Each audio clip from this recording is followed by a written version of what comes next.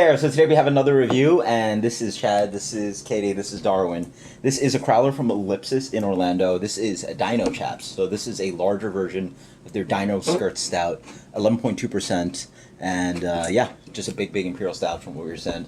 Let's dig into it. So the beer is pitch black as reported out of the crowler. We think it's like straight up 40 SRM. Yeah. It's pretty much as dark as you can get.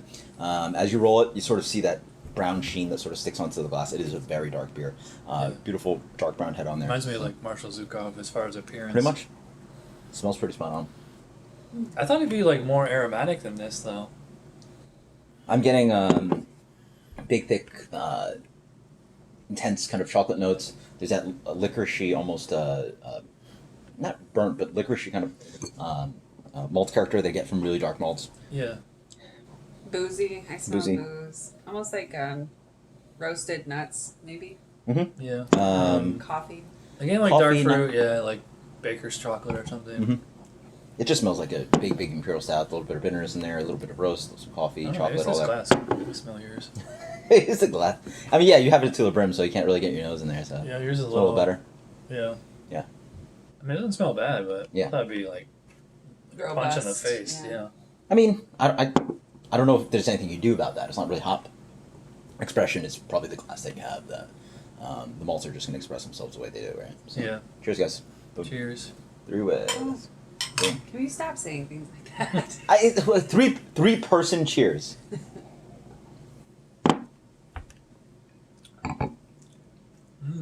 Yeah.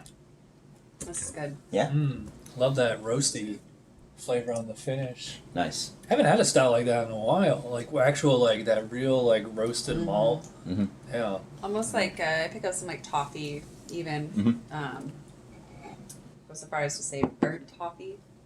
So the initial note, as you go, that I would go. This beer is generally perceived as sweet.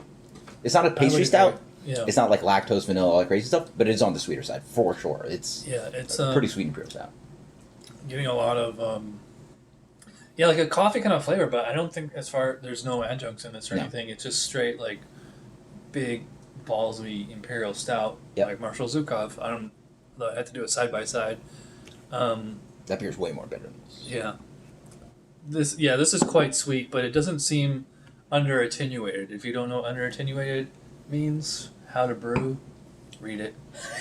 It's a very simple concept. It's pretty much how much the yeast is eaten up through the sugars, how much sugar is left in the beer versus another product. So, like, eat more sugar through, it's more attenuated. Eat less sugar, there's more sugar left, so it's under attenuated.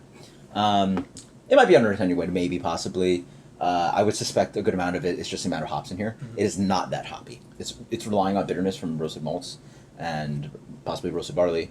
And that's the kind of bitterness you get. There's a little bit of light acrid, licorice kind of thing in there. A little bit of that coffee, chocolate, medium to medium plus, but not really showing any signs of like robust hoppiness, right? A lot of these styles try to balance themselves. Yeah, like a lot of hoppiness. Remember when we did the Old Rasputin like a month ago? That was hoppier than this. Not even close, yeah.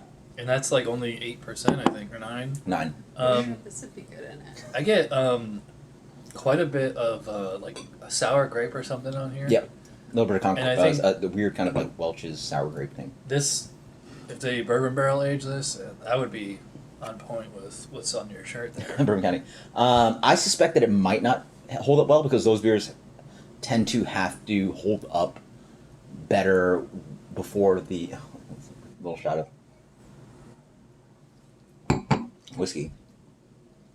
That's pretty good. You know, a good way to do that is you get a bourbon and put some like in, like if you have like one of those little taster glasses, put bourbon in there, swirl it around, and then dump it out, and then pour your stout in. But very little. It really depends on the proportion you want. But I imagine that the barrel aging might make this beer end up too sweet because it's a ready sweet beer. You really need a big, robust beer to really hold up with age.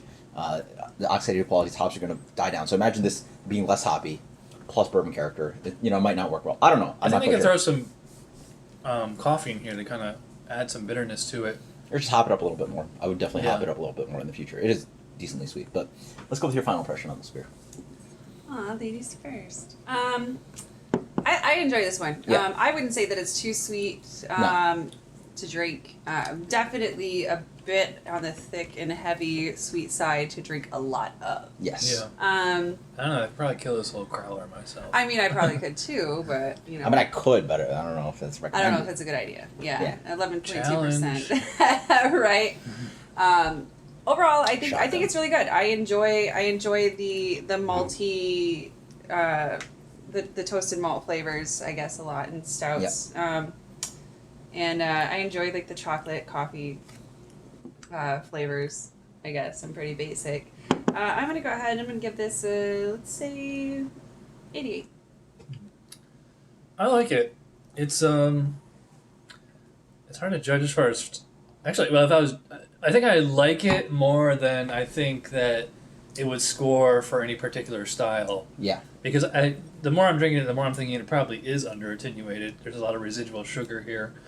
I think it's a little unbalanced. Like it needs a little bit more hops, or throw some coffee in there or something. Absolutely. The flavor is nice. The one thing we didn't mention was, well, cheated. The mouthfeel. Yeah. Definitely full-bodied, very smooth. What was it, 11.2? Yeah. No alcohol burn. That's no a big fusel. one. Right. It's very smooth. That's why we were all saying we could kill this thing ourselves. It's very weird that it's in so much alcohol. Yeah, and drinking it in Florida in the summer. What does that tell you, too? Yeah, this is personal preference. I'm liking this a lot. It's not quite like a Hall of Fame type beer, but for what it is, local brewery doing a big beer like this, I'm impressed, and I'm glad the person off camera brought this with us. As far my untapped score will be probably 4.25. Okay. I think that's fair. Yeah. I generally echo his opinions, Chad's opinions on this one. It is very sneaky in its alcohol. I personally prefer a little bit of that kind of intensity of roast.